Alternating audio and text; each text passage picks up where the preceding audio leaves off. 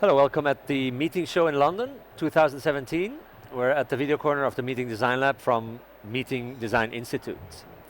I'm here with Abi Cannons, who is with Slido, and Slido is all about interaction. So Abi, the big boss was here, the founder, He was.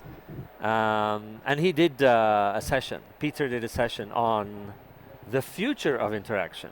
He did. So it was a facilitated discussion with Kirscher from Mexia.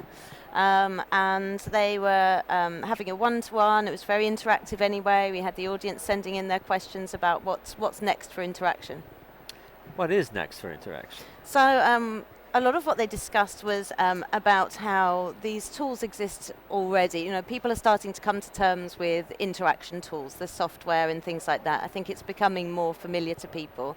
And we actually started off the session with a poll to the audience on who had actually used interaction software for their events, and 75% of them said that they had. Wow. And still they come to this session. They want to learn more. They're learning more. That's good. And another 9% had used it as a participant. So maybe they hadn't implemented it into their events, but they had used it, which is a great number. So I think as people are getting to know it, they've started to see it at things. Now it's about what they do with it. So we're very much focusing on the future of interaction being how you implement it into your meetings and events, and how to get the best out of it, and using it to really design your events around that to get the most out of it.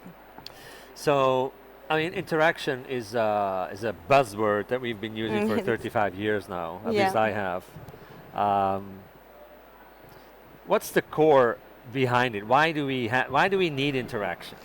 So I think there's a number of reasons that we need it. I mean, firstly, it's just about keeping people engaged. So I think that in the traditional conference model, where you would have one person who would speak at you for an hour, you get people falling asleep in the rooms and so on. I think this is a way of keeping people engaged with the content that's being delivered. Engaged meaning awake? Well, awake, yes, but also actually engaging with the content and the topics as well. What does that do when you engage with the content? So we think that it really helps with the learning process. Okay. I think especially when there's data-heavy presentations and things like that, you can use that kind of thing to cement the knowledge being given to the participants. So making them, giving them a sort of an active part in the content means that they're then processing that information a bit more, which is it's gonna stick with them later on. So what else besides learning?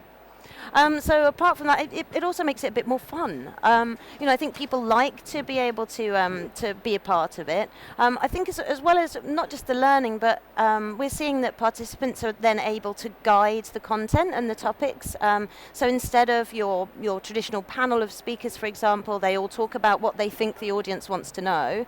The audience can be, taking a part in that to actually guide those discussions and get the most out of it. So it may be that what you designed in your panel session is not necessarily what that particular audience wants to hear. And I think when you think about keynote speakers, traditional keynote speakers, that is their job. They're professional speakers.